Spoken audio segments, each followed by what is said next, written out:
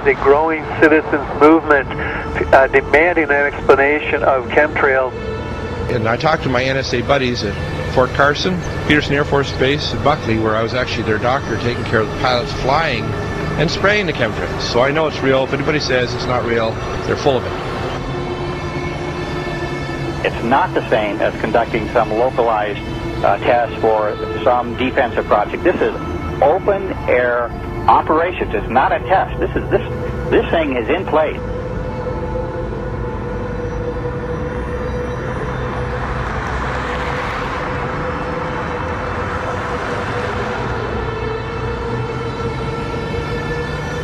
It didn't start till about 1996. Exactly. And, growing up my whole life, a condensation trail disappeared, the 20 seconds, a minute, 2 minutes. And now it can be in the summer at like 4,000 feet, and there's these big clouds behind jets. Some jets leave it behind, leave a trail behind them. Other jets at the same flight level, same altitude don't.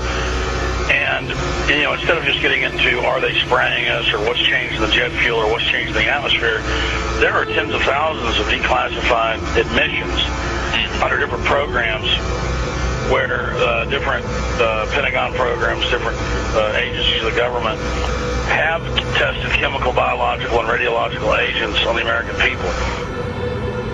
Talking about this a few years ago was extremely dangerous. Now that we have YouTube and more social networking devices, such as even Rupert's MySpace, this is really getting out in such a way that they can't control it. They must just be really, if you can use the expression, shitting themselves over this, because they can't control people now talking about the elephant in the room, what is so obvious to all of us. There's a feeling from that area that the states doing all of these weather modification programs might not be doing it for the benefit of the citizens of Texas and other states that they may impact as well. Well, many of the planes that we're seeing here in Abilene will actually turn whatever they're spraying on and off right before our eyes. I mean, you'll see a plane up there flying like normal, and then all of a sudden it starts spraying. We've seen them fly off into the distance and then loop around and fly back again. These are not your typical planes with a preordained path destination from city to city.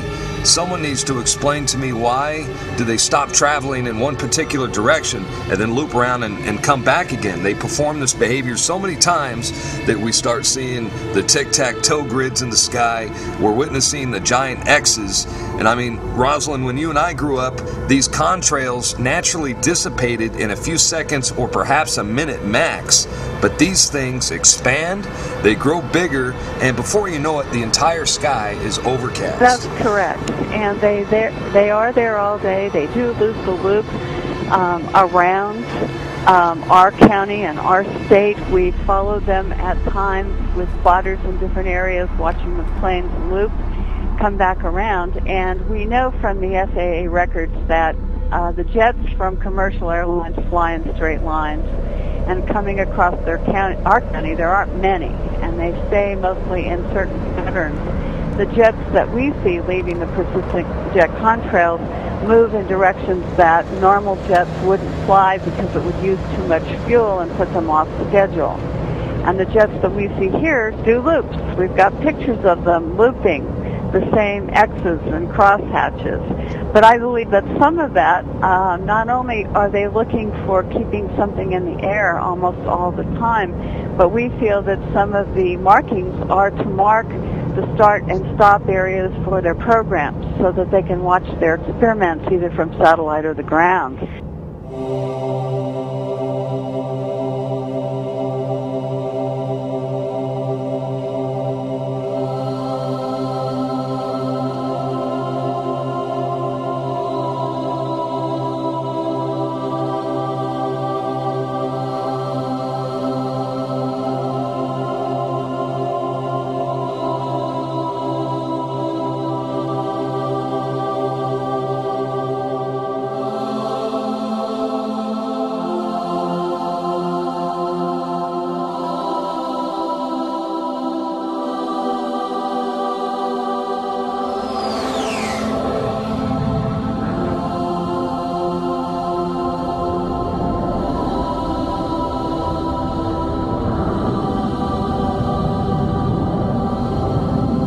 why do they want to keep this quiet? Why aren't they talking about this? Why don't they want us talking about it? And you can only come to the conclusion that they're hiding something. Now, do you believe that this is a full-scale secret operation that includes not only the U.S. but Europe and the rest of the world?